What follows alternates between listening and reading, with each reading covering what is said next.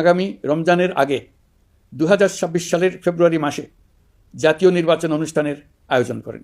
এবার আমরা প্রবাসী ভোটারদের ভোট দেওয়ার আয়োজন নিশ্চিত করতে চাই। আমরা আমাদের সর্বশেষ এবং সবচেয়ে গুরুত্বপূর্ণ অধ্যায়ে প্রবেশ করব।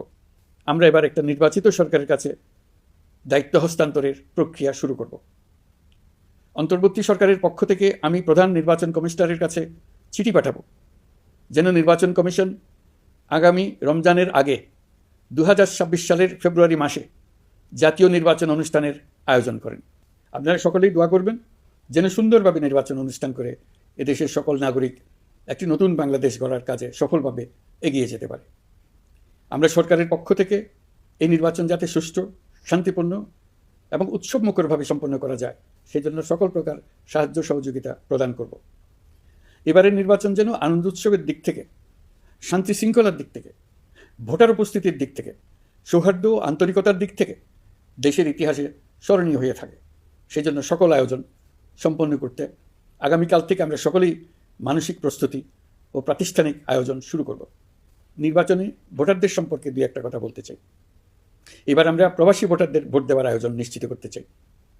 অর্থনৈতিক দিক থেকে সম্পূর্ণ বিধ্বস্ত বাংলাদেশ যে আবার দ্রুত ঘুরে দাঁড়াতে পেরেছে তার বড় কারণ হলো আমাদের রেমিটেন্স যোদ্ধাদের ঐতিহাসিক অবদান। নির্বাচনে তাদের অংশগ্রহণ নিশ্চিত করার জন্য নির্বাচন কমিশন প্রস্তুতি নিচ্ছে। নারী ভোটাররা যেন দেশের সর্বত্র নির্দ্বিধায় আনন্দোৎসাহ সহকারে তাদের ভোট দিতে পারে এটা নিশ্চিত করতে চাই। এবার যেন কেন্দ্রে কেন্দ্রে নারী ভোটারদের ঢল নামে, আমরা সেই লক্ষ্যে সমস্ত ব্যবস্থা গ্রহণ করব। দেশের মানুষের ভোটাধিকার কেড়ে নেবার কারণে গত 15 বছর ধরে নাগরিকবৃন্দ ভোট দিতে পারেনি। এবারের নির্বাচনে আমরা আমাদের বকেয়া আনন্দ সহ মহা আনন্দে ভোট দিতে চাই।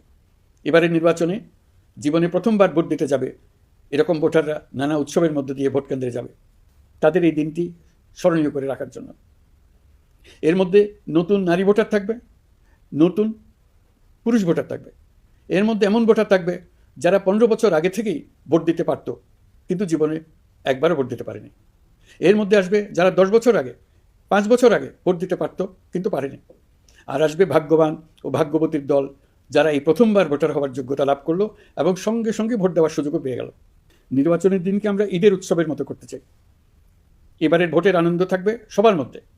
আপনারা সবাই বাচ্চা কাচ্চাদের নিয়ে ভোট কেন্দ্রে যাবেন। নাগরিক অধিকার প্রয়োগের মহা আনন্দ পরবর্তী বংশধরদের কাছে তুলে ধরার জন্য এখন থেকে প্রতিদিন আলাপ আলোচনা করুন। আপনার এলাকায় ভোটদান ব্যবস্থা কেমন হলে সুন্দর হয়, কেমন হলে আনন্দমুখর হয় সেটা আগে থেকে ঠিক করার জন্য। নতুন বাংলাদেশ গড়ার কাজের ভিত্তি রচনা হবে এবারের নির্বাচনে, তার জন্য প্রস্তুত।